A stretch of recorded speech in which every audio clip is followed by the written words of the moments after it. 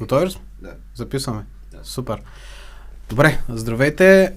Епизод, мисля, че 5 става на Психонавт.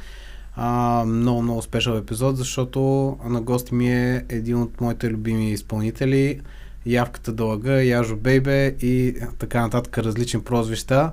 Явка, много ти благодаря пак за времето и така, че ми се навина акъла да дойдеш на гости на подкаст, който не знаеш за какво ще си говорим.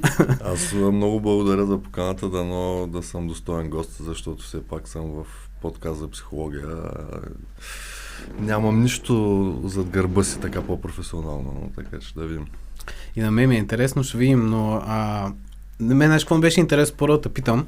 Ако някой, който не знае кой си ти, например, да речем майка ми и баба ми, защото те са основните гледащи на подкаста, как би се представил ти? Кой си ти? Явор Тодоров, познат като Явката Дълъга, рапър, но по-скоро това, с което се гордея е, че съм текстописец. Защото има доста качества на рапа, които аз не ги притежавам, като флоу, по-характерен глас и така нататък, но текстовете ми за тях не може да се спори, че съм един от най-големите. Така е. Да, и към баба ти, аз съм много добро момче. Поздравяваш? Поздравявам винаги и така. И как ще кажеш, че нямаш флоу и глас ти не е разпознаван? Доста ти е уникален гласа. Да, ама е такъв монотонен. Не знам, аз ако примерно трябваше аз да се чуя отстрани като непознат човек, може би ще да ми е странно малко. Ето това не е ли винаги, като се слушаш отстрани? Да, най-вероятно. И флоовете ми не са някакви много... Не съм супер ритмичен, примерно. Сега това са си някакви мои самокритики. Според мен това е самооценката на изпълнител, експерт, дето гледаш неща, които, нали, аз примерно като слушател не съм се замислял, не ми е правил някакво такова впечатление. Радвам се. В една рима даже, какво казваше, че рапираш като дявол ти след втория инсулт? Да, именно заради това цялото. Доста е отличително е. Най-малкото и готиното пък според мен, че поне от това, което съм слушал през годините, не се опитвал да се напасваш към нещо и да звучиш по така по-раперски начин, да го кажем, да се създадеш класически образ. Така е, общо взето съм правил каквото ми е на сърцето. Дали пък за това не ти се е получавало толкова? Мисля, че това е една от причините. Нали, като не се стремиш да влизаш в някакъв коловоз или нещо, което е модерно тази година. Аз си правиш това, което се харесва, определен брой хора го оценяват и го осъзнават. Не малък брой. Даже помня, като бях в микстейп, мисля, че последно бях на Голям Юс в София. И тогава ми направи впечатление, защото Боро така вече почна да става малко по-популярен, нали, комерциално. Математикс ме да кажа също така доста разпознаваем. А пък ти не беше излизал публично от доста време тогава. И както си пеете и целият микстейп беше Яжо. Любовта си е там. Да, което е постижението в живота ми реално. Иначе микстейп е гръмнал Яжо, защото точно не съм бил известно време на сцената и съм им долипсвал, предполагам, не знам. Възможно е. Въпреки, че виж, тук ще го сравня и с като ходя на Солко от Крю, пък там скандиранията са към гената основно насочени. То там нямаше ли даже някакъв като гена, нещо си... Не, там е дай гена, дай гена. То си е някаква традиция в техните среди. Да. Но мисля, че пак така се получи спонтанно от публиката. То винаги си е спонтанно. Не е предварително да им кажем сега, ще почнете да викате Яжо, бе. Да, това ще е доста тъпо. Странно ли ти е... на мен ми е странно да го опиша. Сега, от гостите, които съм имал тук, ти си първия, може би, с който ми е така на идейка притеснел да разговарям. И това, нали, защото все пак съм те слушал в моите очи си някаква популярна личност, която винаги ми е била далечна. Тоест, там си някъде в пространството, някакъв изпълнител. Странно ли ти е на тебе все още, че на хората им е странно да говорят с тебе и притеснено? Да ти кажа, да, защото някак си още дори след толкова време не мога да приема себе си като нещо така, нали, като по-разпознаваем, по-известен и така нататък, което да кара хората да са леко притеснени при контакт с мен. Mm-hmm. Но пък, нали, ги разбирам, защото аз, когато срещна някой човек, който, да кажем, музикант, който съм слушал или артист и така нататък, аз се чувствам по същия начин. Mm-hmm. Но това са нормални работи. Просто от моята гледна точка е странно, нали, защото аз мисля, че съм си, нали, най-обикновен човек. Да. И дали ще ме срещнеш по чехли в магазина или, нали, тук в подкаста, не мисля, че трябва да има някой голяма разлика. Или на сцената. Да. Има ли си такъв сблъсък между възприятието на хората за тебе, публичен образ, така го кажем, и твоето си аз? Да, много често, особено за това, нали, понеже в песните ми си има доста и цинизми, и малко по-грубо се изразявам. И от музиката те се създават образ, че съм такъв в живота, нали. Аз съм реално един добряк, не приказвам много, никога не съм бил душата на компанията, аз съм по-скоро слушател. Нямам някакво такова изразено самочувствие, нали, напереност или нещо такова. И там често са ми казвали много по-различен си те представях. Защото, нали, все пак клиповете са явката ще вас мачка, махайте се тук бълъци, примерно нещо. Да. Пък в живота не е така. И то, нали, до някъде музиката е образ, то си личи кои песни са по-скоро са рапира рапърското и в кои песни, да кажем, казвам нещо по-лично и къде повече съм себе си. Така. Откъде тази смелост да кажеш нещо по-лично? Защото рапърското го разбирам. Нали? Интуитивно всеки иска да е по-силен, по-мощен, нали, особено що мощността. Да, точно то си е едно единоборство там, което то си е задължително и аз дори го преувеличавам много на моменти, именно заради смешката. Но пък да изкараш нещо лично е доста по-смело. Аз не мисля, че е смело. Мисля, че е най-естественото нещо, което може да се случи, защото все пак изкуството, дори едно такова изкуство като рапа е просто една платформа за изливане на емоции.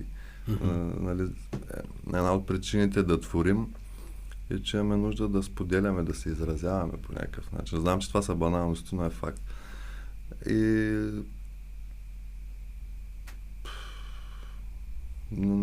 ти имаш предвид, че ако вляза в някакви много лични неща, които... Ами в личните си песни като цяло, нали, текстовете ти там, както ти каза, нали, които са по-истински, да кажем, по-изливане на чувства и емоции, все пак е едно разговане пред непознати.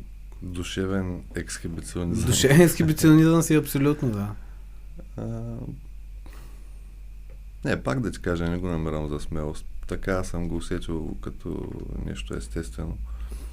И за щастие, понеже просто да разбрах, че ако да кажем в началото тези песни съм ги правил, може би по-скоро, както казват, за себе си. При тях съм намирал огромен отзвук от хората и една от причините да са ми почитатели и да ги харесват, защото се препознават. Тоест, виждаш някой, който и той се чувства като теб и е действал терапевтично. И се радвам, че съм се разговал така, защото съм помогнал, нали, на доста хора. Може да звучи нескромно, но, нали, постоянно, нали, френчетата идват и ми казват твоите песни много са ми помогнали.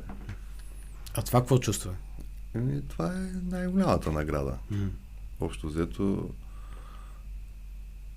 това е, как по-рано, не помня за кое казах, че ми е най-голямото постижение в живота, но общо взето това, че музиката ми е действала лековито на хора, които дори не съм виждал през живота ми, то не е един и двама. Това е най-голямото постижение в живота ми, най-голямата ми добродетел и не знам дали ще я задмина с нещо друго и той няма нужда. Не състезание на постиженията в живота все пак. Да, общо взето, да.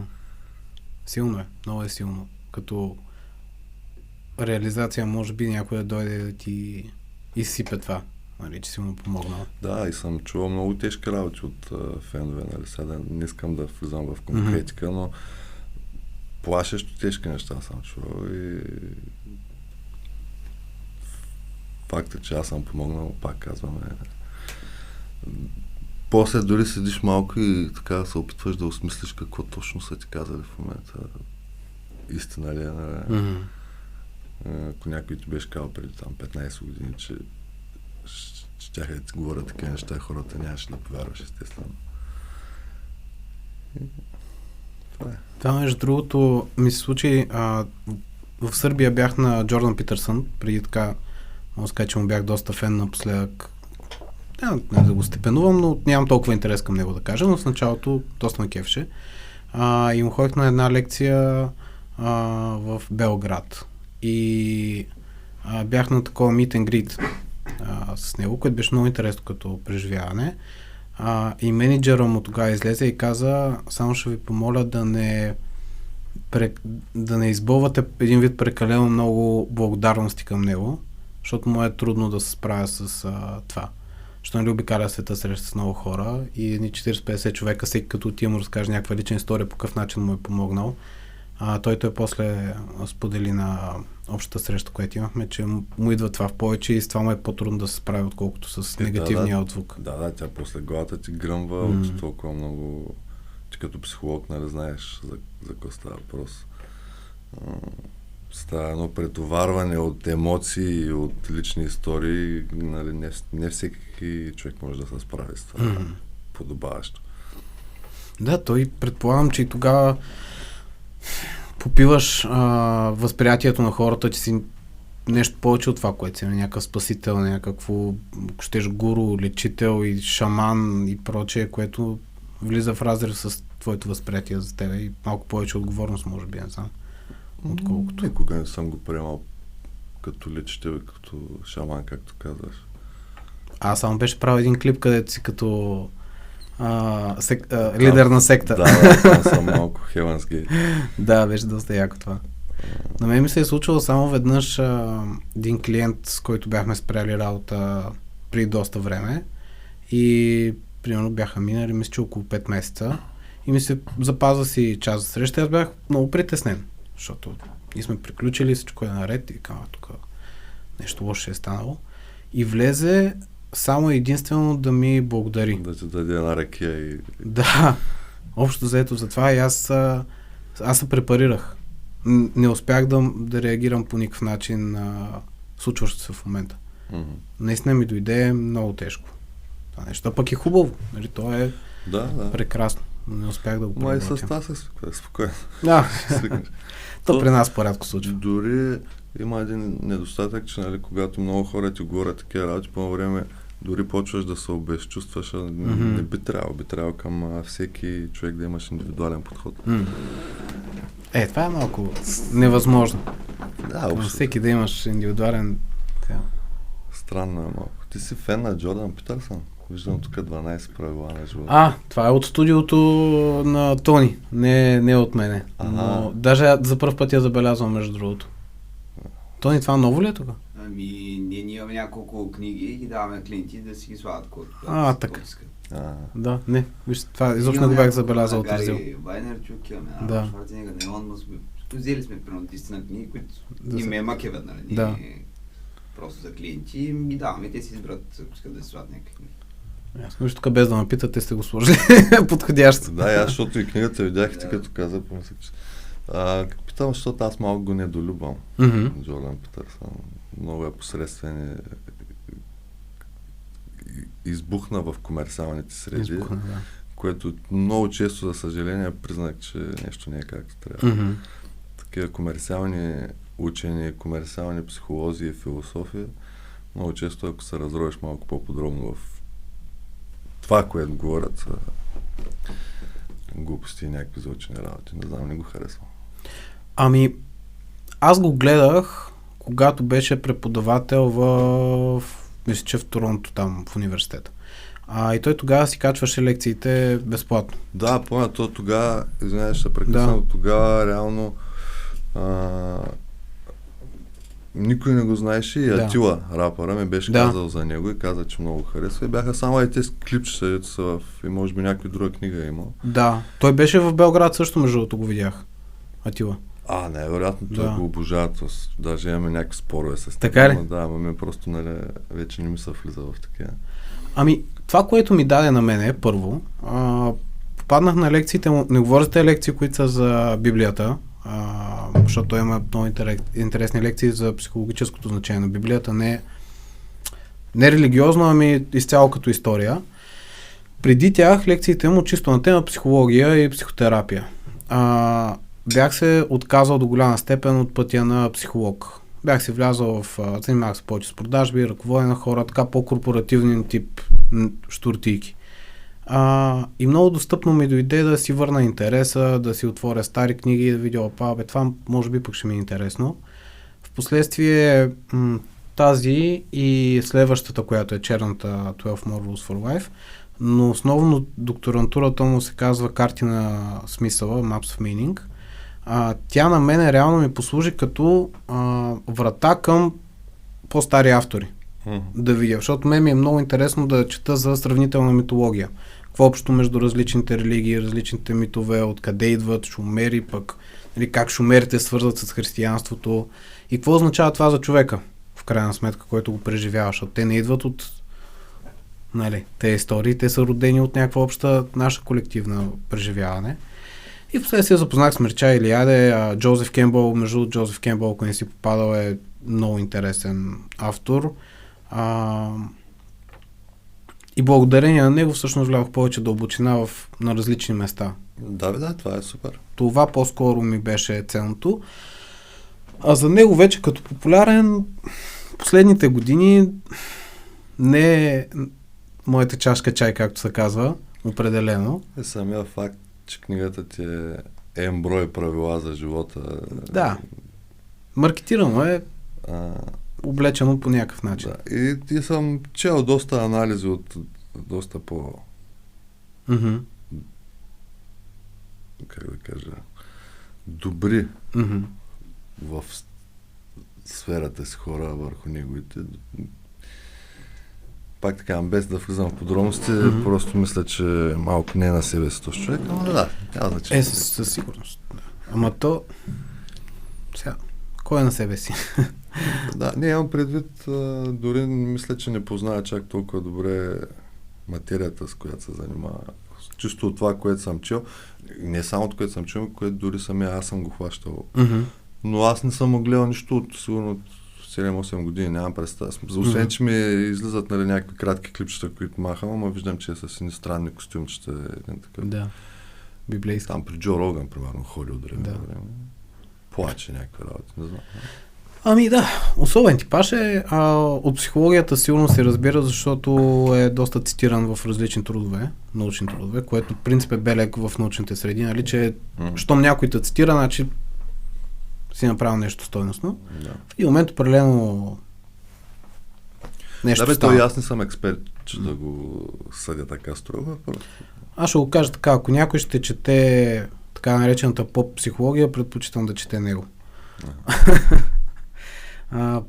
По-добрият вариант е на доста други псевдопопулярни псевдопсихолози и така нататък, но да. После, по-скоро като почна да занимава с политика, мен там ми дойде в повече. Като взе да коментира войната в Украйна, глобалното затопляне, някакви такива неща, там вече човек... като получиш една известна доза внимание, вече почваш да се изказваш. Хората като почнат да харесват какво говориш, почваш да се изказваш по всички въпроси. И там се размиват съвсем нещата и горе-долу си пролича какъв си. Малко Юли Тонкин ефект се получа. Да, общо взето. Не съм достатъчно популярен, че да ме притеснява дали дисвам някой. Гледай как ме отнесе в някаква тема, направо забърка малко. Да се върна назад. За музиката и за изкуството исках да те питам. В психологията има един термин сублимация, се казва. Това означава, не знам дали си го чувал. Това е защитен механизъм на психиката, който ние не го осъзнаваме, т.е. несъзнавано случват нещата. Това означава да преработя мъката и тежкото в себе си през изкуство. Дали ще е рисунка, песен, слушане, възприемане. Усещал ли си го това нещо осъзнато, че се случва през тебе? Т.е. ти създаваш музиката, лекуваш се и после като създадеш тая музика или като слушаш някаква музика си по-лек? Да, със сигурност. То си е, нали, в момента, в който го правиш, не мислиш за това. Обаче вече при свършен факт съзнаеш, че това ти е помогнало по някакъв начин. А трябва ли според тебе това да е основната функция на изкуството? Не. Изкуството има едно много дълго есе на Толстой, което се казва "Що е изкуство?" Там според мен най-добре е капсулирано всичко относно това, що е изкуство. Там той мисля, че казваше, че една от целите на изкуството е да заразява с емоция. Така че може да е днеска да искаш да нарисуваш една къщичка с слънце и едно дръвче до нея, да я покажеш на някой и той да се засмее, примерно. Пак е някаква форма на изкуството. Не трябва да се свежда само до това да страдаш през изкуството и да предаваш това страдание и другите да видят как ти страдаш. Не знам.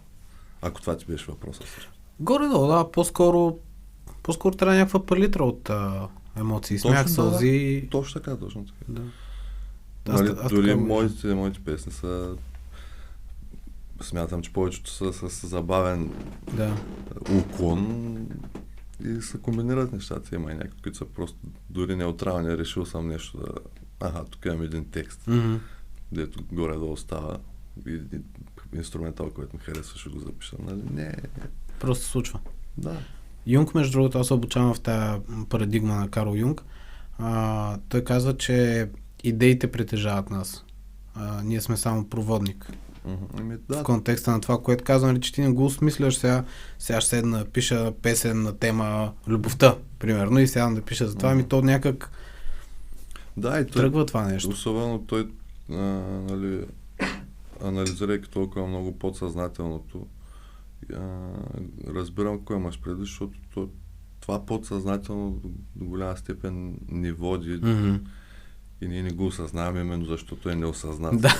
Нали, в крайна сметка. И там е една бездънна яма и е много интересно. Аз също имам интерес към Юнг. Така ли? Да.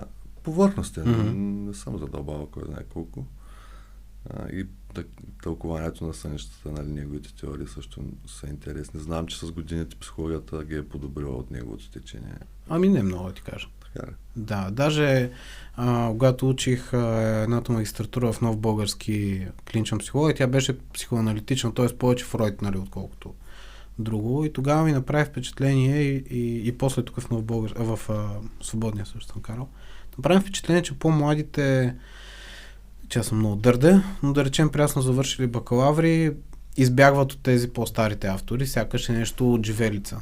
А пък то не е кой знае колко надградено. Даже бих казал напротив, защото анализирайки се неща, ние използваме все още тези виждания и методи.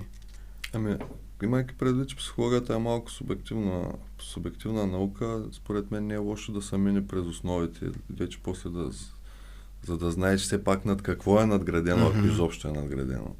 Така че не знам защо бягат от тях. Дори просто едно резюме на трудовете на въпросният човек да прочетеш, пак ще бъде полезно за теб. Аз съм малко хардкор и според мен трябва да са го изяли с кориците по няколко пъти, защото е многопластови са. Аз сега правих резюмета на едни книги, защото това не се изисква в обучението. Аз ги чета за, мисля, че 4-5 път. По коренно различен начин ги приема вече. Нали? Всеки свой опит, който имаш, просто го виждаш по друг начин. Това нещо, което го е писал човека. И всъщност е хубаво една ревизия да се прави така през 7-8 години, да се препрочитат. Защото знаеш, литература, филми и такива особени неща, върху които човек трябва да разсъждава. През различна възраст ги преживяваш и осъзнаеш по различен начин. Коренно различно, да. Пък все пак, ако искаш да си психолог, психотерапевт, това си е отговорна работа, не може така да пренебрегнеш. Защо ги пренебрегваха, да ти кажа, това е интересно, защото зависи колко woke буден е човека, който я чете, защото те имат известни шовинистични и така сексистски изказвания, които са си спрямо времето им и това са абсолютно нормални неща. Нали, Фройд има определени коментари към жените. Има един много готин автор, Густав Любон, не знам дали си попадал на Психология на тълпите. Първо издание на тая книга, той сравнява в крайна сметка животно, дете и жена, че са на едно равнище. Нали, от гледна точка на модерния човек това създава някакъв гняв, предполагам. По-скоро заради това ги избягват, което е много повърхностно и тъпичко. Защото в България има ли го това?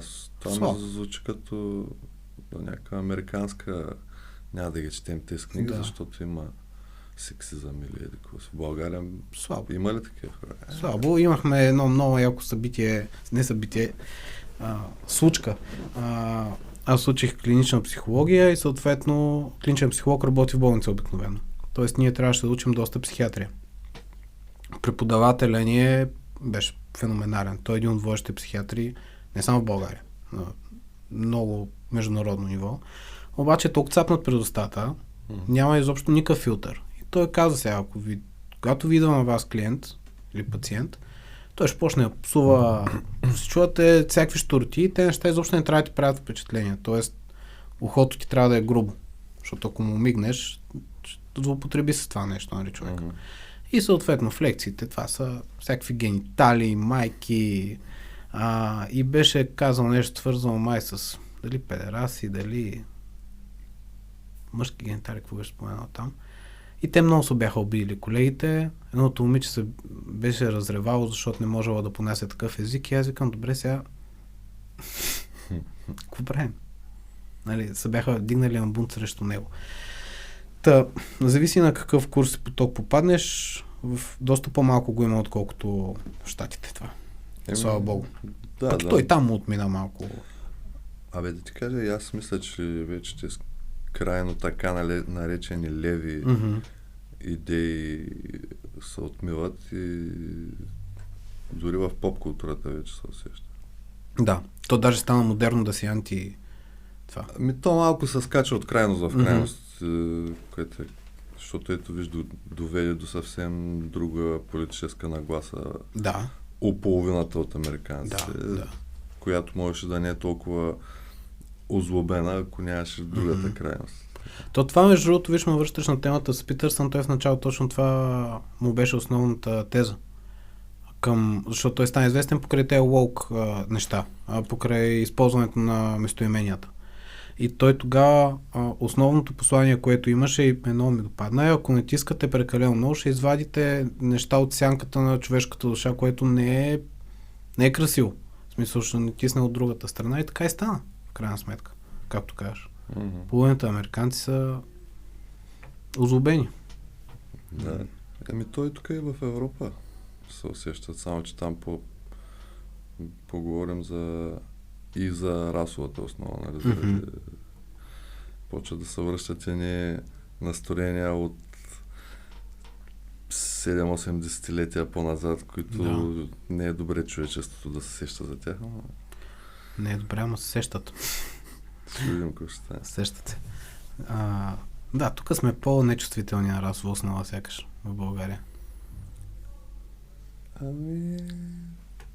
Мислиш ли? По-така е през шега, има разни стереотипи, основно свързани с ромите, разбира се, но не мисля, че са толкова сериозни, колкото... Никога не сме стигали до подобни ексцесии, като в Щатите. В крайна сметка ромите не са били собственост на някой. Това въобще даже няма нужда да се коментира там. Страната на свободните едикоси пък също време имаше роби. Те дори не са зачитали за хора, ами за добитък някакъв. Да, собственост. Да. Така че в този контекст мисля, че сме доста по...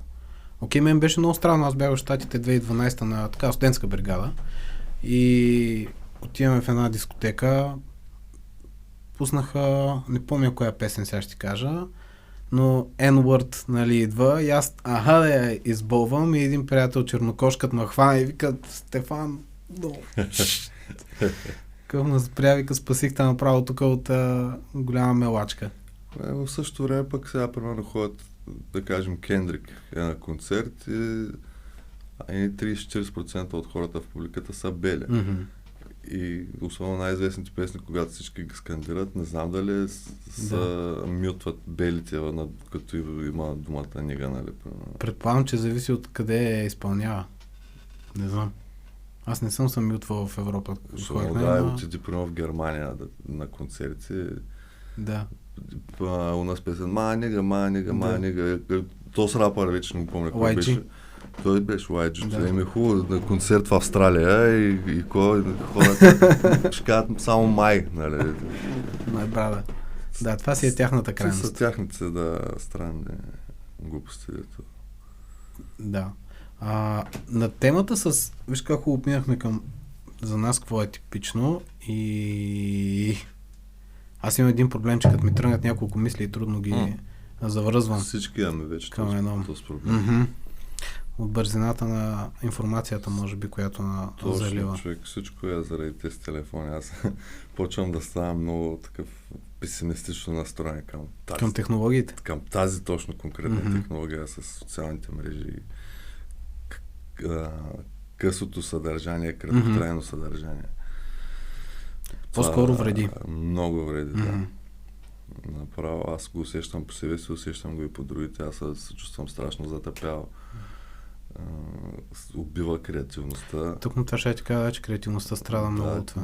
Ти нямаш време да измислиш една оригинална мисъл, една твоя нова идея. Кога? Ти през цялото време. В смисъл, всички други моменти, в когато евентуално ти хрумва нещо, ти си с телефона, като изключим, като се къпиш, защото там просто няма как да си с...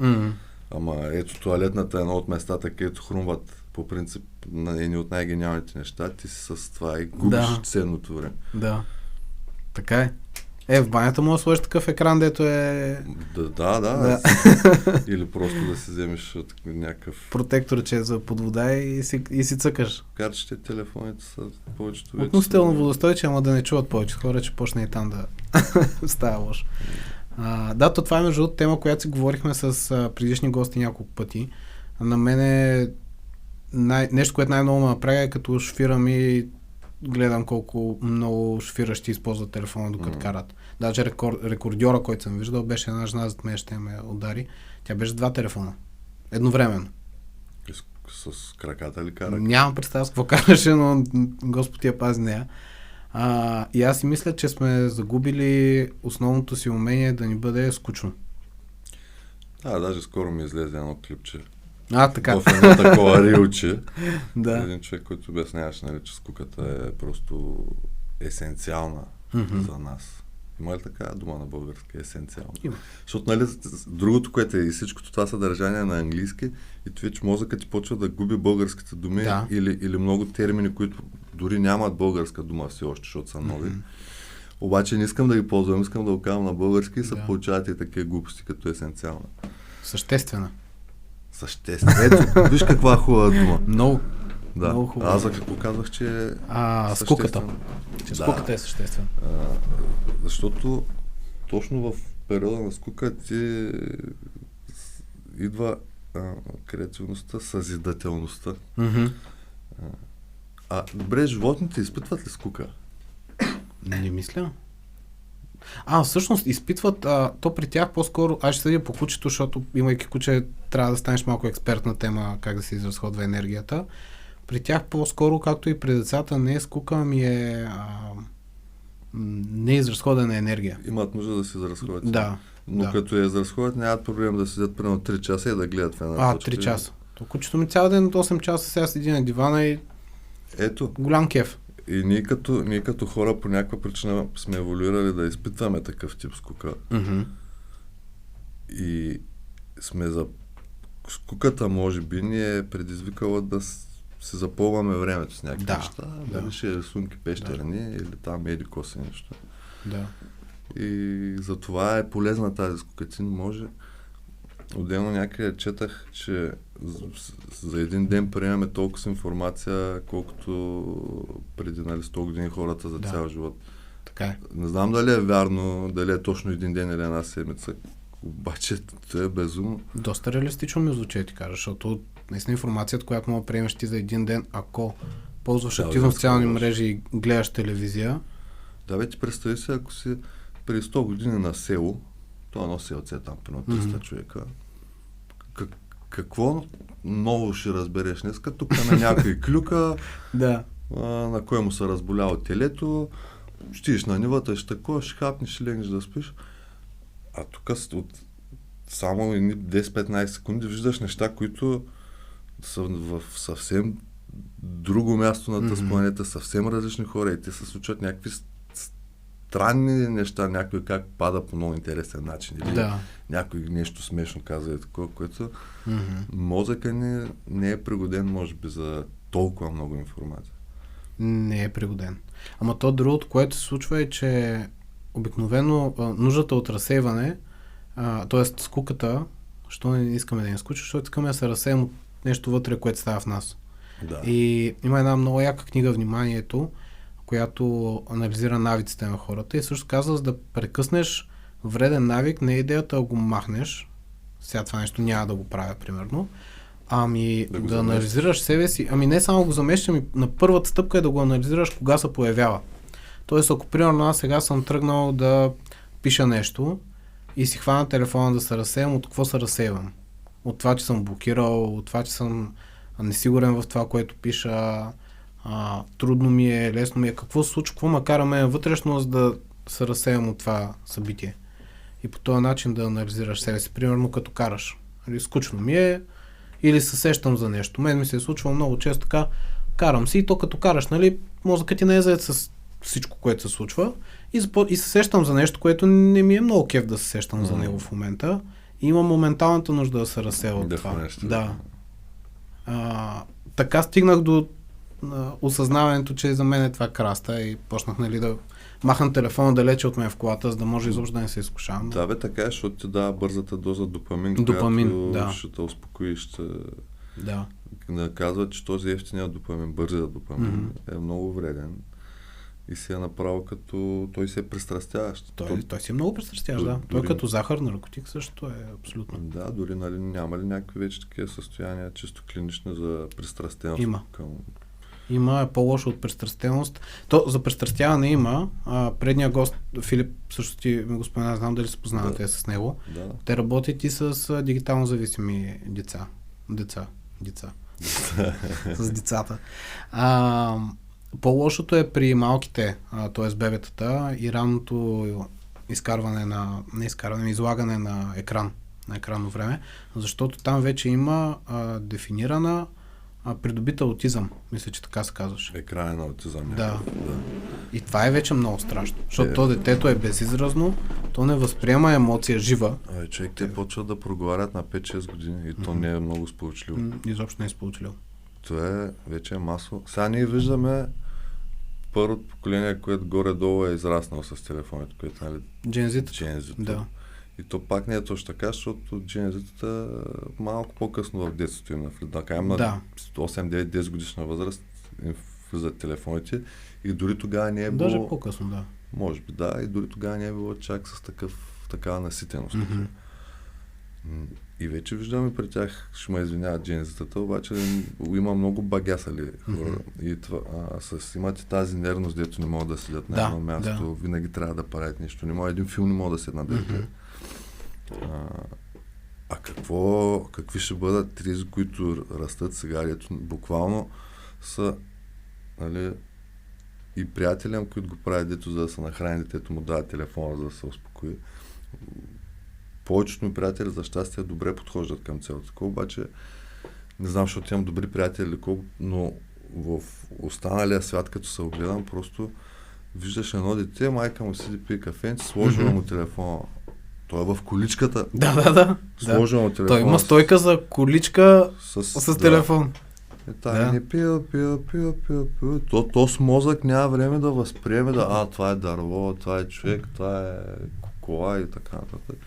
И какви уроди ще растат Психопатно е. Направо не знам. То е психопатно, защото детето спира да разпознава емоцията от среща.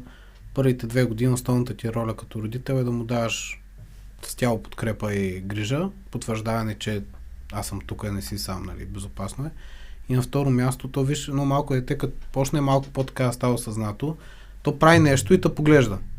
Прави друго нещо и те поглежда. И като погледне 3 пъти и като види, че ти не си там, ще спре да търси. Да. Тотално.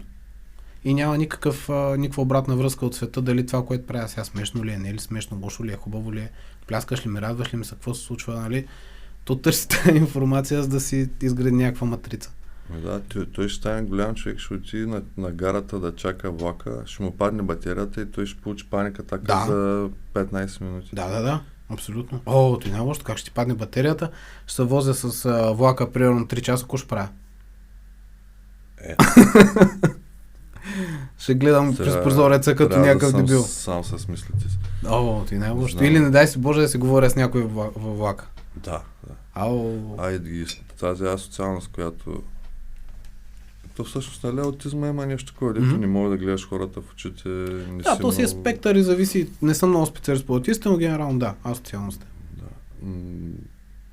Често казвам, принцип съм човек, който се опитва да гледа позитивно към бъдещето, обаче не знам какви ще са хората след 30 години. Какво ще се случва в този свят. Те вече почват май да се усещат, взимат такива малко радикални мерки. Австралия забраниха, мисля, че телефоните... TikTok първо за телефоните, не знам. Като цяло интернета си едно едва ли не. Или може да е по-подробно направено, ама ограничения от тези работи. Най-добре ми приятел, детето му е на 3 години и телевизор и телефон не се пуска той като е. Което е чудесно. И детето си играе като нормално дете. С играчки, с него, с баща си, като излязат с други деца. И не мисля, че е нещо непостижимо. Не е непостижимо. Сега аз нямам деца, нали, за да критикувам някой, за да коментирам, ама сега чак толкова нас как са нагледали без телефони? И сме крякали, сме им дигали нервите. Да. И това нещо, нали, 1000 години. Да. И въображението ти виж как работи като си малък. Нали? Ти имаш някаква там играчка, тя се превръща в някакъв рицар, става някаква история, която аз се развивам, аз съм герой, тук има герой. Това е много съществено за мозъка. Това въображение да гърми. Точно, че аз като малък в моята стая не е имал детската стая, никога не е имал телевизор. Аз прекарах повечето си време там, никога не ми е било скучно. Да. Аз си измислях какво ли не, най-често се биех, защото, нали, харесах там Жан-Клод Ван Дам и някакви такива, се биех с някакви измислени врагове, ги тупах и такова. Обаче, какво ли не, и скоро си бях намерил някакви стари неща, дето съм си изрязвал, съм си рисувал, съм си такова. То няма да ти е скучно, ако не познаваш бързия и ефтин допамин. То е обратното. Да. Той ти го прави по-скучен живот. Именно. А това отразява ли се според тебе на начина, по който се възприема изкуство в момента? Генерално, нали, филми, музика, картини, ясно, че трудно се възприемат. Определено се отразява, защото ако говорим за какво е изкуство? Филми, ти си свикнал за 15 секунди да се случва нещо. Аз по себе си го усещам, аз вече пускам филми, почвам да нямам нерви трябва нещо да се случва. Музиката... За музиката е много пипкава, защото сещам някакви промени за последните 4-5 години, но още не мога да ги отдам на някаква конкретна причина, свързана с силност цялата TikTok мания има нещо общо. А какви промени забелязваш? Говоря за промените, които са, че например, в дискотеките в момента се въртят хитове от преди 4-5-6 години. Няма нови хитове. Бях попаднал дори на един клип "Смъртта на монокултурализма", като разсъждаваше момчето в клипчето за това, че преди всички бяхме гледали "Приятели", където всеки е гледал "Приятели", всеки е чувал Макарена, всеки знае това, всеки знае това. А в момента, понеже всеки има достъп до всичко, си влиза в неговата си ниша и става едно един голям разклонител на ниши и монокултуризма, т.е. нещата, които свързват като общо знание, почват да се размиват страшно много. Тоест да става то хем по-индивидуално. Индивидуално, да. Ама и по странен начин индивидуално е това. И това не знам дали е за добро или лошо, просто го наблюдавам, че наистина го има това. И все повече ми се случва да се говори с някакви хора. И на теб може да се случва, примерно, гледали еди кой си сериал. Преди дори 5-6 години имаше 50% да ти кажа сериал, който със сигурност или си го пускал, или знаеш за него. Да. А сега има толкова много неща и всеки толкова много си гледа какво не. Аз почти не се намирам с другите хора, като си говоря. Разбираш? Вчера пак е така, коментирахме няколко човека, всеки казва различен сериал и филм и нито един не е гледал другите. Да. И това е, което наблюдавам и явно не само аз наблюдавам, много хора наблюдават. Да, има го, защото имаш много съдържание, но той има някакъв, може би, стремеж да съм уникален, да... И да, това си е човешки такъв порив, всеки да е различен. И преди, понеже нямаше много да си уникален, трябва да слушаш метал и нали всеки клас имаше и двама-трима метали, дето те са различни. Ама те всички са различни по еднакъв начин. Да, ти влизаш в това общество. Да, а в момента това е умножено по-много и може да бъдеш абсолютно всякакъв. Така е, да. И това е и за музиката, че всеки слуша някакви, примерно, нишови там изпълнители, рапъри, ако говорим за рап. Да, между другото, колеги ми казват някакви много странни имена и аз нищо не съм чул. Направо като друг език се едно, че ми казва и аз... Да, а преди всеки знаеше за какво става, просто горе-долу, кое в нещата. Имаше пак преди едно такова... Виж, аз какво съм открил, нали, каква касетка намерих с какъв изпълнител, нали, ти си по-специалист да станеш. Това винаги ще го има, но основата, а сега няма дори основа. Да. Аз дори не се сещам за такива базови рапъри в момента, американски, пак по-рано коментирахме. Ти каза, Джей Кол е пуснал нещо, Джей Кол е на 15 години. Кои са новите Джей Колви, кой е новия Дрейк, кой е там новия Кендрик, нали? Не знам. Сигурно има някакви хора, сигурно но има. те нямат този успех и тази слава, каквато предишните са имали. Да. Именно според мен, заради това размиване на... Да, защото ти всъщност ако правиш нещо, някакво изкуство, наречем музика, и ти стъпвайки върху някаква основа, нали, Кендрик до голяма степен, върху Тупак, Дре, нали, оттам идва от Комптън. Да. И всъщност той излива една музика, за която има готова маса. Нали.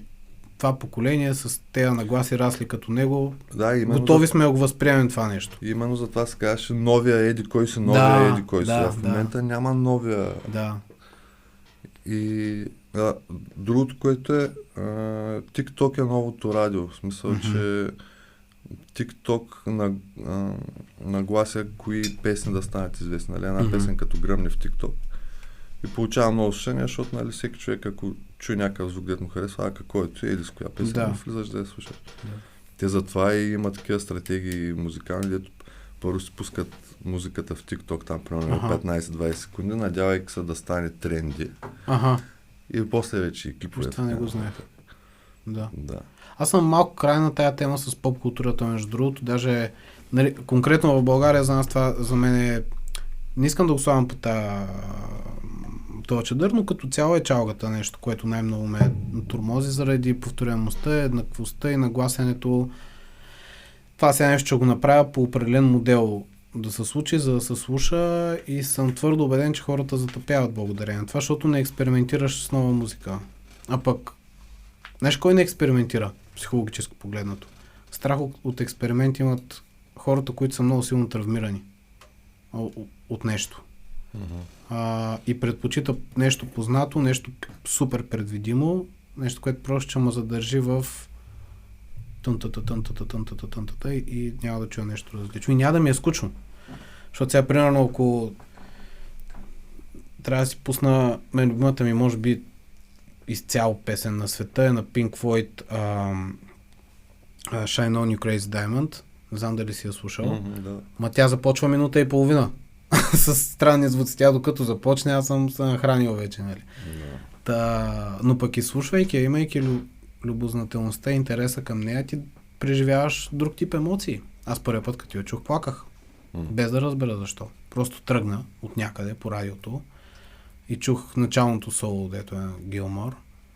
И аз качих нещо в мене направо се събори. И седях, цялата песен я слушах на дивана и така в мълчание. Тя ли беше за единия член на тяхната група? Да, точно така. Тя е за първия вокал. Той се е появил. Да, защото... Даже не са го познали. То всъщност са искали този тан-дан-тан-тан, този риф да звучи като неговия дух.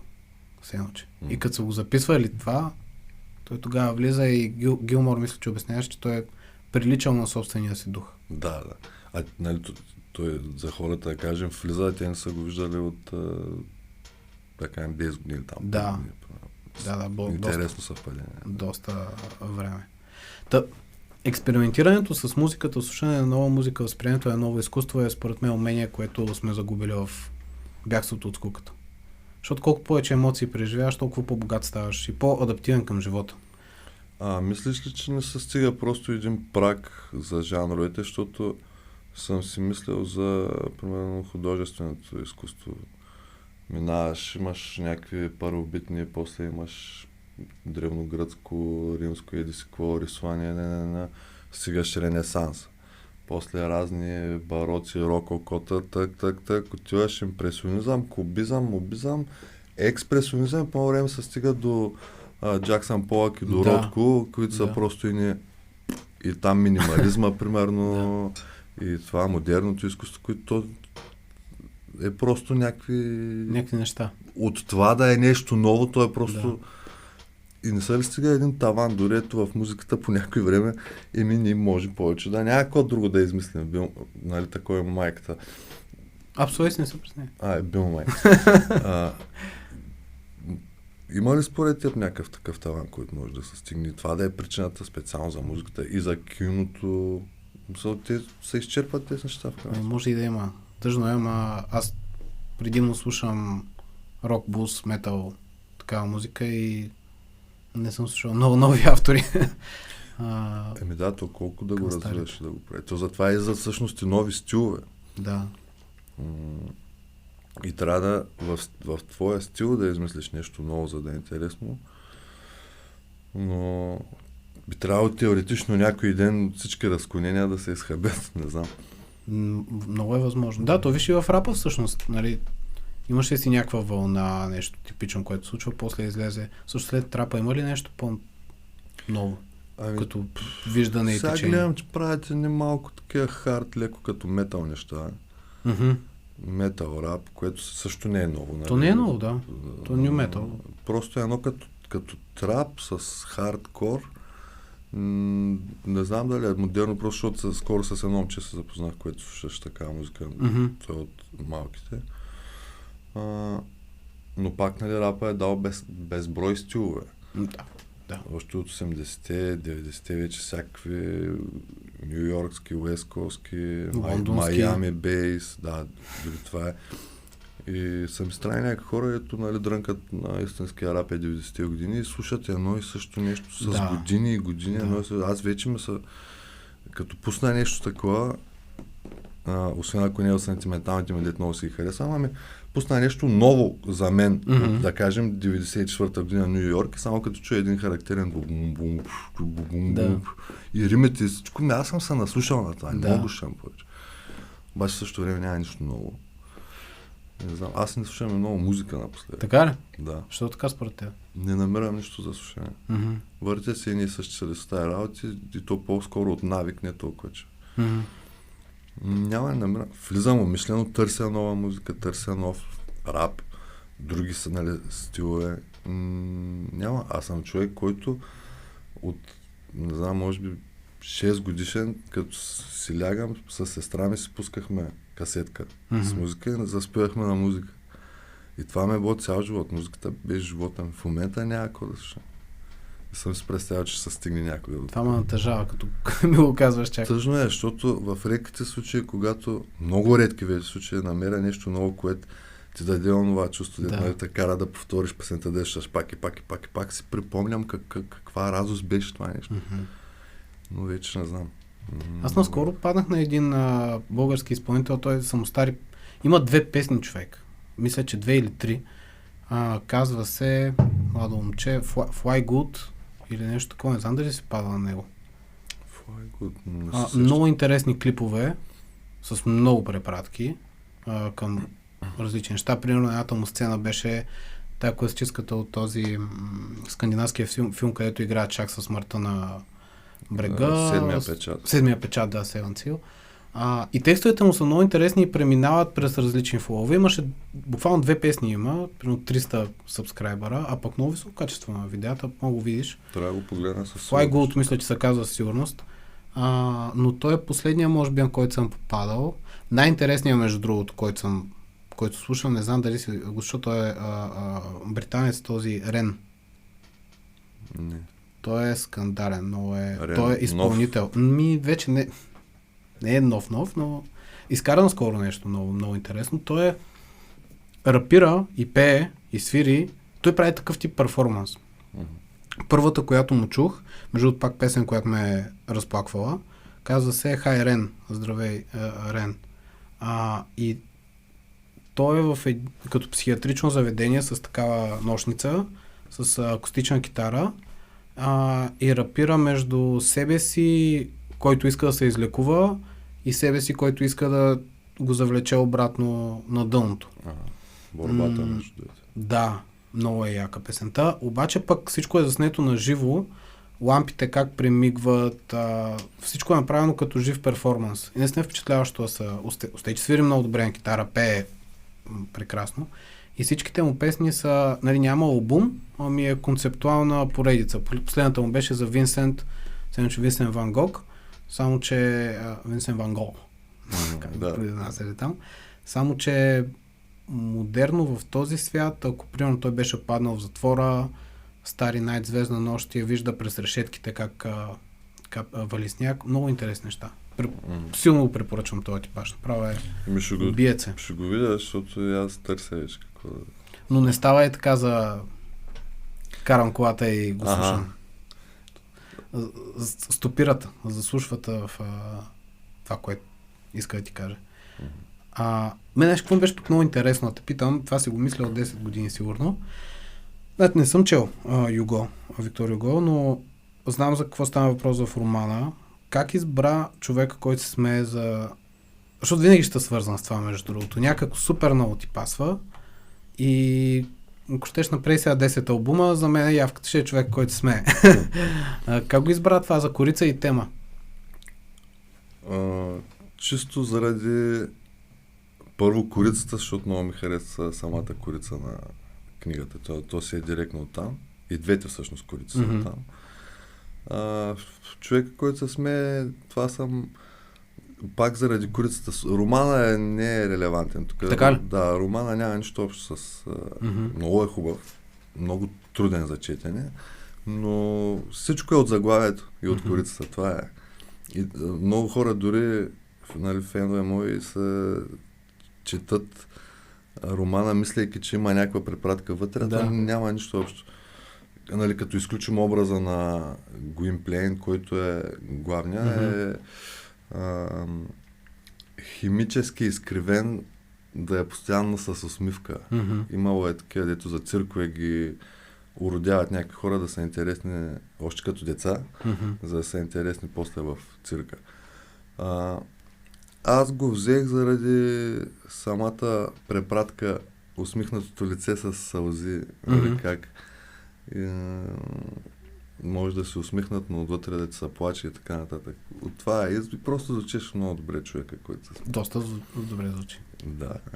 И естетически причини, основно и, нали, символични, защото съм се припознал аз пък в това по някакъв начин. Тогава съм преценил, че е интересна табела за мен самия. Тук долу заглавия за албум. Да. Те затова, нали, като го коментират, прямо по това го пишат ЧКСС. Да, и ЧКСС 2. Да. Много е въздействаща. Корицата историята, аз ми е в списка там с четене, но трудно стигам вече до художествена литература, за съжаление. Да, знаеш, че е много тегава за четене, защото специално в този роман Юго се е впуснал в зверски описания. Примерно 15 страници описва една каруца и някакви такива неща. Отделно това се прочетах на 19, като бях. От тогава не Преди съм... 3 години. Горе-долу. И от тогава не съм я отварял даже. И от време сещам, викам, аз трябва да я прелистя пак да видя какво беше. Със сигурност е великолепна книга. Наистина, и дори за екранизация става, защото си има горе-долу структурата на... Той има стар филм от 20 коя беше година. Ти оттам също май си вземал не съм вземал някои песни нямаше ли от филма? Или аз се бъркам вече? Не, по-скоро мисля, че някакъв фенче беше изрязал някаква работа, но лично аз не съм такова. Така че да, някак път, ако се запара по нея. Време, може да... И последното, което четох, беше на Захари Карабашлиев, Последния овец на Делфини. Силно много хубава книга, пак много ми хареса, но много ми е трудно да чета напоследък художествена литература. Нямам търпението и аз. Ние не сме имунизирани от тези ефекти на бързото възприятие. Това пък човек, който сме сега, ми щукна, че има и препратка към Жокера в Батман. Жокера е вдъхновен от образа на екранизацията на така човека, който се смея. Да. Аз това вече не го знаех. Да, това е така. Защото и той е тъжен образ, в крайна сметка. Като изключим, може би, Джак Никълсън, въпреки че зависи кой е Жокер, защото в комиксите, понеже съм фен на комикси, в комиксите е доста различен образ от това, което в филмите са. То зависи кои комикси. Ами... Последната шега, например, мен, може би тя ми е любимия, свързан с Батман и Джокера. The Killing Joke, не последната, убийствената шега. Да, The Killing Joke на Алан Мур. Да. Ами не, той що горе в комиксите се следва един общ характер. И Батман също в комиксите горе-долу, като го пишат, гледат да е... вече има някакви алтернативни вселени, които се разгръщат. Даже при няколко години излезе едно The Three Jokes или Three Jokers, където се оказва, че те са 3 различни Жокера, пък се представят за един. Защото вече се чуят, те няма на къде повече да го измислят, че правят някакви такива изратени. Може и да е забавно, не знам. Но в The Killing Joke, примерно това, което Алан Мур вкарва, че е бил комик или там комедиант, който има тази тегава съдба и го е докарал до там, че може би затова казваш, че е тъжен герой. Да. Но всъщност това не е потвърдено, защото той казва, ако си спомняш на края на комикса, казва, един път си го спомням по един начин, друг път си го спомням по друг начин. Да. И дори после този The Red Hood, който е злодея, се оказва, че не, той ми някакъв... Събрах точно какво. Той е един от на Батман, всъщност хората. Първия Робин. Първия Робин Ред Худ, който Жокера го прибива. И това, което е толкова яко реално в Жокера, е, че ние нямаме представа какво е миналото му и Кристофър Нолан перфектно го беше схванал това, като направи The Dark Knight. Перфектно го беше схванал. Всяка история беше различна. Дето му разказва. Да, аз за тази имам теория, за която съм почти сигурен, че е така, какъв е произходът му. Каква? Той е ветеран от войната. Те там го обсъждаха. Къде? В това. Точно в Dark Knight, като си говореше с Алфред, обсъждаха дали не е бивш военен, който нещо ушъл за умението. Не, във филма не го обсъжда. Така ли? Има значи може и аз да съм гледал нещо. Има леки подсказки. Има лойка, защото той там си е доста бойно подготвен. Измъчвали са го, знае как дето му казва, никога не отрежи разпитвания първо по главата, защото се разве. Като го удари в ръката, вика, го сега нищо не чувствам. Отделно няма никакви данни за него на хартия, т.е. ако са го писали, че е умрял в битка, нали, той се води, нищо не може да намери за него. Там също има в YouTube има хора, са развили теорията много по-добре и то дори, пак си казвам, според мен дори е факт. Да. Защото са твърде много доказателства за това нещо.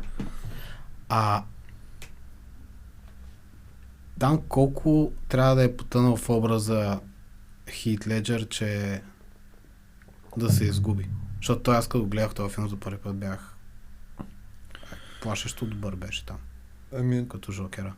виж сега, има актьори, ето е това така нареченото метод Мгм. актинг, които се изгубват, в смисъл не е първия. Даниел Дей-Луис, нали, Мгм. най-така острия пример, който се сещам. Ако нали имаш предвид нещо за смъртта му, че е свързано, Да. не знам дали е свързано. По-скоро тя си е дошла следствие от другите му проблеми, Мгм. които се има в личния живот. Не заради това, че се е впуснал в ролята Да. на Жокер. Не съм много запозната, между другото. Да, иначе това е един от любимите ми образи. Нали? М. А новия Батман, той май е последния всъщност, този, който е Матрис с... Мгм. Забравих му на главния Да, герой. Патерс, Робърт. Да, Робърт Патинс. Пат- Аз между там, като го обявиха, защото съм голям фен на Батман. Това е религия. Мгм. При мене.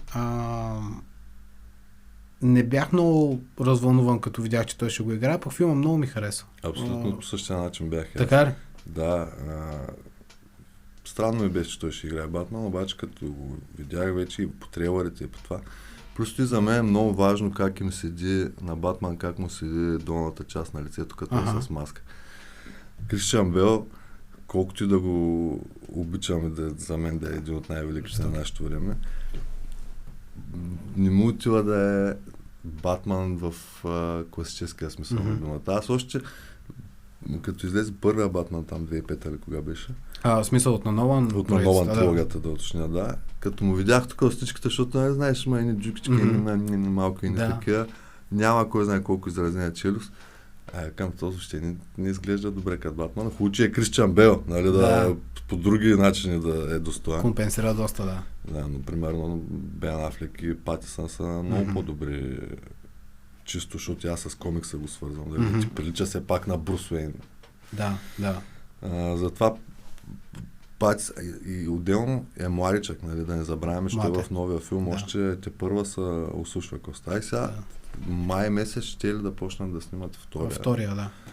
Да. Накрая да видим какво ще. Там се Ами чуят мен интересни. цялостно много ми хареса там и Ридълъра, този, който игра, то си беше трилър. То Детективски беше трилър. 7, само че Мгм. в Готъм. Мгм. Филма 7. Прекрасно, прекрасно. Мен това ми е любимата част, може би, от Батман, която е свързана с по мрачните неща и не толкова супергеройски междупланетарни работи. Не, че те не са ми интересни. Но там нещо, което най-много ме изкефи, между другото, беше липсата на здравия мъжкар в Батман. Защото беше много той, нали, очевидно е бил вдъхновен от Кърт Кобейн, защото то през цялото време вървя Нирвана в този филм. И самия му образ, доколкото съм чел, е бил вдъхновен от него по някакъв начин. Така ли може? Мгм. Защото режисьора му е голям фен. Но не беше класическия мъжкар Батман, който стъпва тежко. Какъвто мисля, че ще стане в следващата серия, защото той сега като е в началото си, той е като един тинейджър, който е тъжен от всичко, Да. който е депресиран. А трябва да влезе в образа си. Той имаше даже загаднато, мисля, че в филма, че все пак трябваше да влезе в образа на точно този мъжкар, плейбой, който казваш, че, защото той тук не излъжи от тях. Той Изобщо, въобще да. не искаш с никой да се вижда. А за Като да си вампир. успешен Батман, трябва да поддържаш и двата И образа Брус Уейнския. да са на ниво. Така че мисля, че сега в втората серия ще го развият това нещо. Че малко Ами ще да дойде видим. на себе си. Аз там не знам, не съм чел Защото, каква нали, история ще следят, ама... И аз сама ще видим, защото виж как свърши филма, че той психологията му беше една. Беше Vengeance, отмъщение. Vengeance, и после не трябва съм надежда. Да. Или коси. Това беше много красиво накрая. Да, Матрис е много, Мгм. много се радвам, че той го хвана този проект, защото можеше да е всеки друг.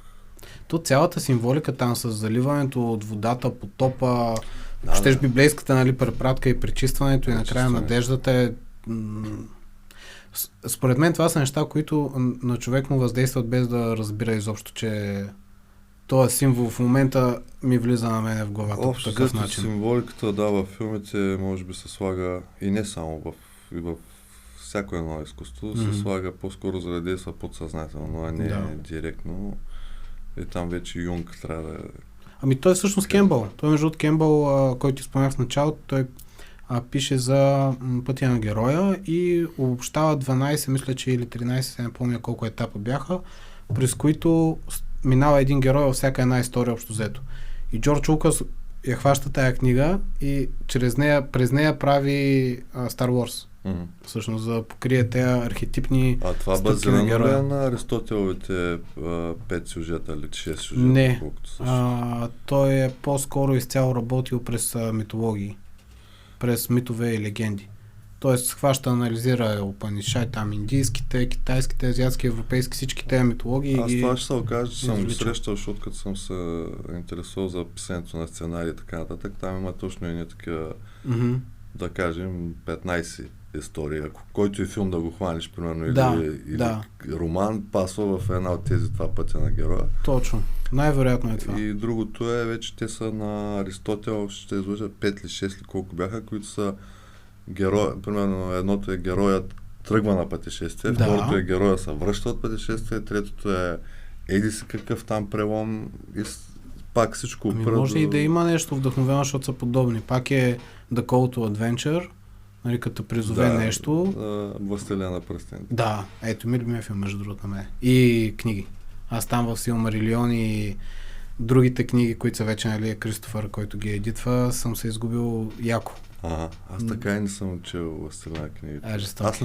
Аз книги фентази почти никакви не съм чел, даже Hard on the Beat, скоро ми даде едно фентази, което много ме обърка в началото, но съм обещал да я прочета, защото... Кое? Толкова си объркан, че забрави. Не, това просто... Джордан Шмидт Тринбрин и Властта на луната, примерно, звучат ми еднакво всичките заглавия, затова нали не съм го запомнил. Абе, Властелин се заслужава. Там е... Аз съм малко... Да. Ти си пристрастен. Много. Не, този филм е... оригиналната трилогия, която направиха, е просто феноменална. Да, Хобитите не ги коментираме. Ами да, там е прекалено CGI. Ма то си е Хобит, той е приказка. Той първо пише Хобита, с идеята да е приказка. И после като пише Властелина на пръстените, малко се получава не толкова приказка вече. А пак цялата митология и езици, които е измислил, там е... Ето е човек с богато въображение, който не е имал смартфон в ръката си. Не е имал смартфон човека и горкия.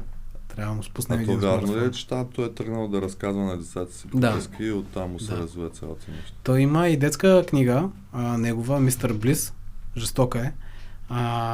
Мистер Блис, който имал много големи шапки. И човек с огромна шапка. И е прекрасна детска книга. Много е як. Има един образ там, виж колко въображение ти трябва да го измислиш това. Жираек. Той е бил с тяло на заек и глава на жираф. Жираек. И кожата му била от шума. И понеже еди къде си спял, не знаел дали навън е светло или е тъмно и затова не го притеснявало нещо такова беше. Много хитро. Много як. Книжката е много кратка, Мистер Блис се казва, да. А към литературата, понеже ти доста често направо си използваш и Дебелян в една песен, нещо върху което разсъждавахме с Ванката в първия епизод тук, е образа на класическия мъжкар, да ограничим до България и нашето възприемане какво е мъжкар. И това, върху което си мислех, е, че тогавашните безусловно мъжкари, Ботев, Дебелянов и така нататък, защото по-мъжко от това да се биеш за свобода и да загинеш за това, нали, няма. Но същевременно показват една изключително ранима част от себе си. Изключително нежна. Аз по-нежно от Дебелянов, може би Яворов, ама Дебелянов ми е определено на върха от към лирика и красота на поезията. Да, и двамата пишат много красиво. Ами, всъщност какъв е въпросът? Да, не довърших, извиняй. Докато сега, нали, по-скоро образа е класическия мъжкарски, ако щеш, патриотичен, революционерски образ, свързан по-скоро с, да кажем, Крали Марко, може би, не знам, по-дебилното. С някакъв първобитен неандерталец. Да. Как се случва този преход?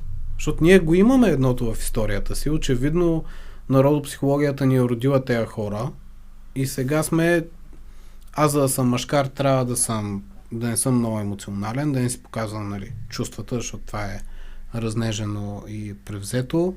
Трябва да съм здрав корав, да говоря шумно, да се движа шумно и... Тези неща си идват основно от поп-културата. Сега една част от тях са незаложени биологично, т.е. жените винаги ще харесват определен тип мъже. Но да се стигне до тази крайност, която може би е в наши дни, това е изцяло от поп-културата, от ценностите, които се налагат съзнателно или подсъзнателно от всички видове медии, които достигат до нас. Дали е съзнателно? Дали съзнателно са правили? Малко конспиративно. Конспиративните специалисти трябва да кажат, но е факт. Вече колко е съзнателно. Може някой да има някаква полза от това мъжете да искат да бъдат нещо, което не са и което всъщност рядко е срещано, така речените алфи. Аз познавам много малко истински алфи и те се разпознават директно като при първите 3-4 приказки се разбира, що се човека. Ама там няма и шумното налагане. Другото, което е, повечето са тихи хора. И спокойни. Не е нужно да бъдат шумни. Което също малко звучи като едно от всичките тези клипчета, които за да бъдеш истински мъж, трябва да си тихи в стаята, трябва да си... Животното, което спи. Да те уважават само от поглед. Което е факт. Просто ако ти не си такъв човек по природа, не мисля, че... И то това не може да ти е самоцел. То се превръща в някаква роля, която играеш постоянно. Всяко действие ти е премерено. Да, и чакай, сега ще застана и тъй, че да... Сега, че нон-стоп тъй, иначе играем някакви ролички в живота, искаме или не. Остава сега да се налагаме. Плюс и ти, ако не си такъв по природа, много бързо в някоя дискотека или нещо, като стане някой проблем, ще се види, че в смисъл, или дори в ежедневни ситуации, сега да не казвам, че трябва да се биеш с някой. Но при един минимален конфликт или много е дългата цялата алфа култура, алфа, сигма, такова. За щастие същите в случая интернет медиите, от които дойде това нещо, сега се подиграват и се надявам да се изравнят малко неща. То лицето, ако може да се каже на това, то Андрю Тейт, който беше, сега го нокаутираха в един боксов матч, защото нали го кикбоксер и някакъв ютубър там го видях аз. Бая го понаби. А той е, както беше казал един в интервю, даже много известен човек, Андрю Тейт е, ако Тръмп е представата на бедния човек какво да си богат, Андрю Тейт е представата на малко момче, което е слабо, какво е да си мощен, здрав, нали? Да. GTA герой общо взето. С готините коли, жени, мускули и пурите. Цялото това бравадо е като в кетча, ако се сещаш. Да. В кетча и за 3 хикса и аз ще пребия този идиот. Аз съм най-силният тук. Много хубаво пресъздаваш и българския добъж, обаче. което е образ. Да. Те самите да. А тук имаме нещо, което дори се представя като истинско. Така че... Това му е идеята и образа. Поне в кетча го знаеш. Това е сцена, образ, кефим се на това, нали, на преувеличеното нещо, което преживяваш. А пък това да го пренесеш в живота е смешно. Не е готино. Не може всяко нещо да ти е премерено с цел да се покажеш колко си здрав. Какво носиш и какво караш. И дори ако наистина си такъв отвътре начин не говори много добре за тебе. Поне не в съвремето. Сега ако си бил, да кажем, гладиатор, може да е било в това полза, да се, там се изисква. Това си е било задължително да ти кажа. Да, се изисква от теб. Да. В наше време. Иначе не е лошо малко да се сетим какво е да си мъж наистина, защото пък вече, нали... Да. Аз за това дадох този пример. За някакви неща... За тези хора, да бе реално в живота. Защото там има баланс. Нали? Аз пиша нежно, изразявам се емоцията по... Нали, ясно, че не мога да пишем всички по този начин, обаче също време съм и мъжкар на място, нали, боря се за нещата. Да, и може би трябва все пак да се даде най-накрая едно определение какво значи да си истински мъж. Нали. Всеки го разбира по различен начин, така че... То не може да има такова нещо. Да. Няма как да има. Боже, как си мислех, нещо изчезна, бе. Явка, отнасяш ме наистина от една тема в друга. Точно така. Наскоро си мислех точно за темата, свързана с изкуство и как изкуството се свързва с личността, защото има една страница във Фейсбук, която следвам, която е много изразено антикомунистическа. До някаква крайност, даже прекалена. И там, например, когато дойде годишнината от смъртта на Вапцаров, там се изсипват всякакви обиди посока на този човек. Което аз не го разбирам, защото отвъд убеждения и неща, които е правил, пък за мен негови произведения са ми останали много навътре и си ги усещам близки. Разбира се, човек. Тук е една пък друга много дълга тема, която предлагам да не задълбаваме много, но каквито и нагласи да имаш към каквото е било през тези 45 години, не трябва да бъдеш конска пация. Трябва да малко или много да признаеш, ако този режим има някакви постижения, поне да ги признаеш. И това вече говорим за този там комунизъм нашия, който е бил тези 45 години. В случая говорим за Вапцаров, говорим за Гео Милев, говорим за Смирневски, говорим дори за Ботев, който е бил, според мен, лично по-скоро анархист, но със сигурно с леви убеждения. И това са хора, които произведат от един идеал. Те са били мачкани в обществото, намерили са идеология, която се е борила за доброто на това общество и за общото благо. В какво се е превърнало на практика, те е нямало как да знаят. Така че особено хора от преди 9 септември да се критикуват по този начин, тук говорим за страшни олигофрени. Всъщност е огледалното на това, което правят те. Нали, в последствие комунистите, нали, отричат някакви хора заради убежденията им, горят книги и прочее. Сега по същия начин всичко, що се допира до този комунизъм, ако се отъркал по някакъв начин, си от чернен край. Не мога да чета, не искам да те виждам, ти за мен не съществуваш. Абсолютно, да, те повтарят това, което ненавиждат. Крайност. Пак. Да. Ти като изпълнител, все пак, обикалял си, говорил с хора, правиш не малко изкуство, правил си също. Имаш ли някакво усещане за същността на нашата народопсихология в момента? Защото всяка култура трябва да има някакъв обединяващ мотив, нещо, което ни движи. Винаги сме имали преди такова нещо, в историята си. Сега обаче аз не мисля, че имаме. И ми е гатанка пред мен самия. Аз мисля, че е малко размито вече. За последните години, точно годините на прехода, получавайки тази свобода, ние малко получаваме едно такова леко промиване на ценности, на идентичност. Защото преди комунизма щеш и да искаш да четеш нещо друго западно-мападно, то има едно. Следват се и ние идеали. Добри, лоши вече всеки сам да се представя. После, обаче пък, както са заливали с... Рекламна пауза. Пардон.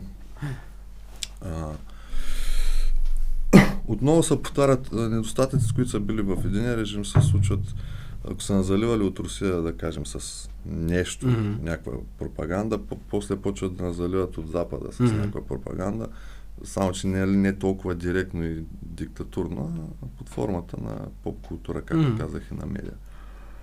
И това нещо много не е размило. Сега ме питаш, че има ли нещо общо, което свързва. Общувайки с хората, ми се струва леко размито това нещо. Не мога да кажа, че има нещо конкретно. И честно казано, не съм мислил много по този въпрос. Ти имаш ли някакви наблюдения твои? Само гатанка. Само гатанка, защото... Добре, преди какво не е свързал? Някакъв общонароден идеал и религия. Общонародният идеал първо е бил да се освободим, после да освобождаваме. После да се съединим, да обединим земите. Добре, после. Ами то до там стига. И приключваме там. Всъщност, Втората световна война, македонските земи са при нас по време на войната и после с идването на комунистическия режим се разкъсват и приключваме с това. Изобщо с идеята, че тази земя, че там живеят българи. Което вече е факт, че не е така, защото то сега няма как да ходим да превземем някакви земи, защото на сила ще им кажем, не, виж какво, ти си българин. Тогава по-скоро въпросът трябва да е какво се очаква да бъде, какъв се очаква да бъде нашия идеал. Защото да кажем, че вече сме се осигурили. Осигурили сме се. Другото, което е съществувало там е идеала към инвестирането обратно в хората много. Защото има много видни предприемачи от тогава, впечатляващи истории. Пенчо Семов, ако не си запознат, между другото, е уникална личност. Също ние си говорихме с един от гостите във втори епизод на тази тема. Във Врачанско, че му забравях в момента името, има човек, който произвежда колесници и е потърсен от Хенри Форд, за да прави дизайна на купетата за колите. Обаче обедняващо от тези хора е, че той прави много успешен бизнес и веднага прави училище, болница, нещо свързано с обществото. Праща младежи да учат тук, там, не ги обвързва по някакъв начин, ще работиш за мен цял живот. Някакъв по-човешки капитализъм. Явно е възможно да съществува.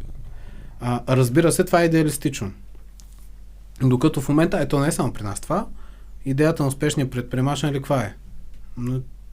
Направя успешен там екзит, да направя много пари, да си продавам компанията, имам яхта, правя следващия бизнес и хъсъл културата. Също не трябва да изпадаме в една така романтична носталгия на времето преди Втората световна война. И тогава е имало страшно много измамници, мошенници, мизерници. Така е. Абсолютно чете всички от Олег Константинов до Вапцаров. Критикува са богатия човек и едва ли е било случайно това. Но е факт, че е имало много наистина добродетелни такива меценати и там патрони на обществото, нали, които са давали, не само са лапали, това да кажа за училища и така нататък. Има много такива примери. Ако живеехме тогава асите, може би повечето примери щяха да са лоши, за съжаление. Отделно знам, че по това време е било страшно бедно. Бедно. Нали, от семейството ми, като знам там бабите ми и прародителите ми истории съм чувал, тогава е било много тежко. Забелязал съм и това романтизиране на този период, като едва ли някакъв ренесанс на българската икономика и колко добре сме били тогава. Трябва да се внимава, когато се впуска човек в такива заключения. Че Ренесанс е не е изцяло добър със сигурност. Нали? Има си... Не, то няма как да не е някакъв Ренесанс, защото ние преди това сме били никой. Но имаш определени ценности, които са това, което иска да кажа. Ценност образование, живот, защото строиш болница, строиш училища, точно там е насочено. Докато в момента не съм сигурен каква е ценността. Образованието и здравето са на последно място, поне от обществените. И живота. И живота не е на високо, защото смъртността, например, при пътните происшествия, при катастрофите е много висока при нас. Това означава, че аз карайки, вземам неосъзнато или осъзнато решение, че моя кеф в момента да карам бързо и да изпреварвам е по-важен от моя собствен живот и живота на всеки останал на пътя. Когато живота не е на първостепенна стойност и ценност, образованието не е, културата не е, се чудя коя е ценността, която е в момента на пиедестал. Ако Бог е мъртъв, кой Бог в момента седи? Ако говориш за ценността, е Бога на парите, то това няма никакъв спор. С апарата. Това е очевидно. Всичко живо мисли само за пари в момента. Едните мислят за пари, защото нямат избор, защото нямат пари. И се чуят къде да изкарат, за да си оправят проблемите, които липсата на пари им създава. Другите са тези с много пари, които просто цялочно искат да печелят още пари, още пари. Ето виж, жените вече всичко е там е само пари. Да. Това е Бога на съвременното общество. Не само в България, в цял свят. Абсолютно в цял свят, да. Просто фокусирайки се върху нашата реалност, нали, е по-лесно да го по-близко да го конкретизираме. И все пак във връзката с подкаста и менталното здраве, много важна ми е все пак тая тема. Ти как се грижиш за да оставаш с всичкия си? Чакай да помисля как се грижа. Ами, избягвам някакви неща, които да кажем, знам, че са ми... които ми вредят. Mm-hmm.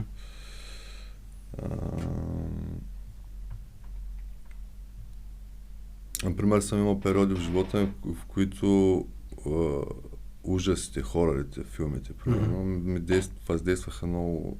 И като цяло и такива тегави филми, някакви сълзливи, депресиращи или филми на някаква тема, която в този период съм бил чувствителен. Избягвам ги. Mm-hmm. Правиш се една, как се казва, хигиена някаква лична така, да отблъсне всичко, което вече си разбрал, че ти вреди. Mm-hmm. Спираш да правиш неща, които постъпки и така нататък, които знаеш, че после ще те тормозят по някакъв начин. Да се виждаш с хора, които те натварват по някакъв начин, подбуждат черни мисли в тебе и са вредни за теб. Просто ограничаваш се всичко това. И се съсредоточаваш върху неща, които обратно те правят по-спокоен, по-щастлив. Mm. Не само душевната хигиена, ами и социалната хигиена всъщност. Казваш. Да, и не е лошо и физическа хигиена. От време там, примерно в седмицата да се къпиш по един път. Мен на неделя, днеска ми е деня. Днеска е да. А преди обято. Аз имаш късмет. Вечер се къпя. Ама някакъв път пропускам, защото не е нужно всяка неделя. Ти са някакви вече крайности. Отживелица е. Да, налагат ги тук някакви... Трябва да сме естествени. В крайна сметка. На темата, между другото, вижте, социалната хигиена и Бога на парите. Има един много як експеримент с деца.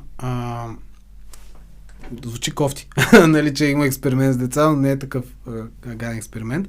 Две групи деца, на едната им показват реклама, някаква мега яка играчка, някакво скандално яко нещо, на другата не им показват тая реклама. И двете групи трябва да влязат в една стая, където има две други дечица. Едното им казва, това е много кофти дете. Ще те биеш, ще хапиш, ще обижда, обаче ще можеш да си играеш тази играчка и ти показахме. От другата страна, много добро детенце, ще си играете, много яко ще си прекараш, но няма тази играчка, има други играчки, но няма тази играчка. Ако им е показана рекламата, сега ще изложа за процентите, но над 80% избират да отидат при кофти детето, при токсичното кофти връзка, за да си играе с тази играчка. Ако не им е показана рекламата, над 90, мисля, че бяха процентите, отиват при готиното хлапе. Да, и за съжаление хората, които се занимават точно с реклами, такива работи, много добре го осъзнават това нещо. Той е племенника на Фройд. Да. Как се казваш? Не помня името, но той е така основателя на... Особено, да, на класическия американски рекламен подход. За зрителите, нали, ако им е интересно да влязат, да го прочитат, да видят кой беше, защото не се сещам името името, и да му прочитат историята. Племенник Фройд, реклама. Имаше един филм на Адам Къртис, той е журналист британски, точно за него, Creating of Nightmares или нещо такова. Него трябва да гледате, да видите. Той е накарал жените да пушат едва ли не. С маркетинг. На Деня на благодарността, на парада. Там изкарва най-популярните жени с цигари и прави цигарите популярни сред жените. Гениално. Да, и на базата на точно такива психологични похвати ние сме зверски манипулирани. Там вече е с цел и целта е именно да ти вземат парите. Ма не е толкова трудно да го осъзнаеш. Да, аз не го казвам като нещо ново. Просто факт е, че го осъзнаем, обаче сме в капан все пак на това нещо. Ето, примерно, човек ако се опитва да се храни здравословно. И то здравословно имам предвид да не яде бокуци, не че да спазва някакви ограничения. Трудно е. Трудно е, да. Като влезеш в магазина, месото, еди си какви антибиотици, еди си какво прецакано, яйцата, еди си какви кокошки ги такова, пакетираните храни, всичко е някакви най-ефтините продукти на света, които пречи. Водата пък седяла в пластмасови бутилки, минералната и микрочастици, той ти прави.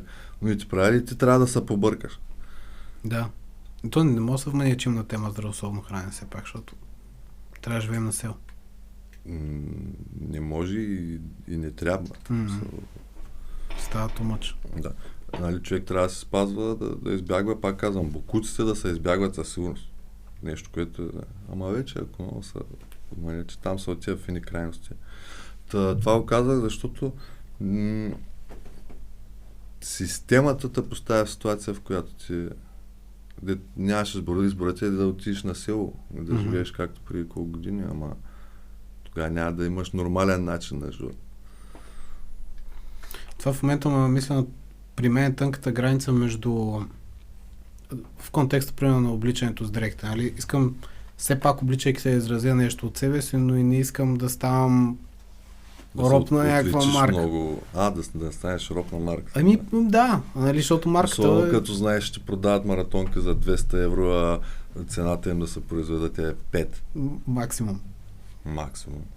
И то са някакви малки дечица там. Да, и ние сме виновни, че ги купуваме тези маратонки, защото ние сме склонни да ги дадем тези пари. Ние сме склонни да ги дадем, защото маркетинга не е втълпил, че то с Nike е много я. Да, Air Jordan как? Примерно. Да. Или Timberland. Защото сега ако тръгнеш с мрежести обувки, не са старите, да ги носих. Те не са удобни. Не мога да ги нося. Носил съм ги направо много неудобен спомням от тях. Те, щом успяха да направят модерни на Kanye West, онези и изитата. Галоша. И да струва толкова с пари. Да. И кроксовете да направят модерни също ми е много странно. Доказателство, че с реклама и маркетинг и промивка всичко се постига. Всичко, включително и музиката по определен начин. Според мен изкуството това е правилното, това е хубавото, това е красивото, това взема и това консумирай сега. Разбира се. Да не се подиграват, нали, че един вид не си тренди, не слушаш правилната музика. Ти пък как така не стана тренди, как така не стана комерциален? Аз не мога и да искам. Аз не знам как се прави комерциална песен, аз нямаме формулата. Тоест, знам как трябва, но не мога да го направя. Защото е срещу тебе си се научи. Не, защото е срещу мен. Това ти казвам, че и да искам. И да си кажа, не, аз ставам комерциален, почвам. Аз не мога да го направя. Нито една от песните, които са най-известни, не е правена с цел да бъде комерциална. Тя просто става известна по някакъв начин. Не ти казвам, сега, примерно, ако дойдат и ми фърлят едно ремарке с пари, ми казват, направи, искам да направиш 5 много комерциални песни, които много да гръмнат. Не ми е възможно да го създам. Не знам как да ти кажа. И да искам няма да мога, защото не е в моята... Примерно знаеш, че 50 Cent е един по себе си, който може да пише такива закашливи припеви в песните си. Другите не могат да кажем. Аз така не мога да направя песен с такъв бит, да изпея неща, които да са актуални. Така че... То не, че това е лошо, но само по себе си. Okay, не е лошо. Щеш да е лошо, ако искам да стана комерциален. Що да е лошо? Ако исках да стана комерциален, а пък не знам как да го направя, щеш да е лошо. Както всъщност на много хора реално им се случва, искат да пробият. Ако пробиването е самоцел, тогава е лошо. Ако имаш умението и правиш хубава музика и пробиеш и си помагаш тези похвати... няма. Ние никога не сме имали проблеми с комерциалното само по себе си. Нали, за да е комерциално, значи, че все пак малко или много. Лошото е точно това, което кажеш, че когато целта е да си комерциален, преди всичко пък какво следва? Не остават. Това са изпълнители, които не остават обикновено. Или поне не остават за дълго. Или то е... Аз наистина се кефа на хора, които изкарвайки някакъв албум, има някаква концепция за този албум. Искаш да ми кажеш някаква история. И слушайки примерно тебе, слушайки голям юз като цяло, Соко от Кринали, вече споменах, Кендрик, Джей Кол, попивам някаква история от тези хора, оставя ми някаква стойност. Докато като вие изпълнители, които са си популярни, защото са популярни, той тая година ще направи каква си песен, до година няма нищо общо. И няма никаква логика за това, няма нищо общо, освен че сега ще направя такава песен, защото тая година трябва да направя тая песен. Да. Това е побъркващо. И според мен душевно убиващо, но да. Отивайки към края, предполагам, не знам колко време направихме, Тони. Час и 40. Супер сме. Еш колко бързо тече времето. Значи това няма да е за хора, които обичат TikTok и бързи кадри. Кои са ценностите, които се опитваш да опазиш ти в момента за себе си, според които да живееш? Да бъдеш добър човек. Общо взето всичко се свежда до това. Да не правиш на другите ти, което не искаш да се направят на теб. Да не причиняваш болка. Това са основните. Нямам нещо по-красноречиво или оригинално да кажа. Това е да бъдеш добър човек просто. Това са ценности. И в ежедневието все по-често така го забелязвам. Има добри хора. Има човечни хора. Има. И дори в някакви ситуации, които може да не е много мъжкарско да кажеш моля заповядайте или благодаря или някакви такива. Защото познавам хора, които придържайки се към един начин на поведение, нали, биха и прескачат. Едни обикновени заповядайте, благодаря, приятен ден. Оттам се започва, от малките дреболийки. Това е. Да бъдем добри хора. Ако сме добри, човечни хора, всичко ще е наред. Простичко звучи, ама е трудно. Ама е лесно. В общ план, за съжаление, да. Има ли нещо така, което ти се иска да засегнем като тема, пък не сме го засегнали? Нещо, което ти е штукнало сега? Често казано, не. Исках да обсъдим точно и за телефоните и за това, защото това ми е основна тема последно време в главата. Исках да я минем и другите неща вече се ги изговорихме. Няма нещо, което... А ти в момента какво занимаваш всъщност? Знам, че предаване свързано с филми, нали така? Да, даже точно е сега, като стръгнал тук, отивам да снимам още един епизод. Да. Какво правите там? Първият сезон беше анализ, силно казано. Избирам си мои филми, които ми харесват и ги коментирам там за 15 минути. Обаче се оказа много дървено и въобще не ми хареса как стана. И отделно аз там чета от едно AutoCue, супер много си личи. Сам като си пред камерата е много странно. Да. Защото, нали, как бе, аз за филми мога да говоря толкова много, даже виж с теб, сега си поговорихме пак за някакви неща. Обаче като седнеш сам, добре, сега ще говоря за Жега. В Жега участват Робърт Де Ниро и Ал Пачино, чай, какво друго там имаше една много интересна сцена с там деца стреляха. Какво беше още? Разбираш, буквално ето и се получава, седиш като тъп. И сега във втория сезон каня гости, нали, с които да си говорим за филма. И мисля, че за сега се получава по-добре. Значи очаквайте по TV21, не знам колко скоро, втори сезон. Тях сега, че с един печага от Варна тук Възкресен ще снимате, нали така? С него снимахме, Снимахте? да, с Сафрона снимахме. Да, с Сафрона беше последното, да. Трябва да си ги пусна и гледам. Трябва да излязат първо обаче. Което става малко по-бавно като е телевизия, защото мен трябва да се такова, да се излъча. А в YouTube какво трябва да търся, за да го намеря? TV21 във филма. Във филма. Във филма, да. Яко заглавие. TV21. Във филма. Ще потърся. Явка, това, което исках да оставя като край е, че аз съм те слушал, когато съм бил доста тъжен. И съм те слушал, когато съм бил много щастлив. Съм те слушал, когато съм имал нужда от простотия в живота си, за което изключително много ти благодаря. Нещата, които си правил, са останали с много смисъл и се надявам, че това нещо винаги ще остане на тебе като усещане за теб самия, защото е останало в повече от един човек със сигурност. И пак много ти благодаря, че се съгласи да дойдеш днеска да си поговорим за някакви неща. Благодаря ти за хубавите думи и ти благодаря за поканата, беше много приятно. Радвам се. И така приключваме. Винаги ми е много странно, като трябва да приключа, такова е... Хайде сега, сега, край. Приключих.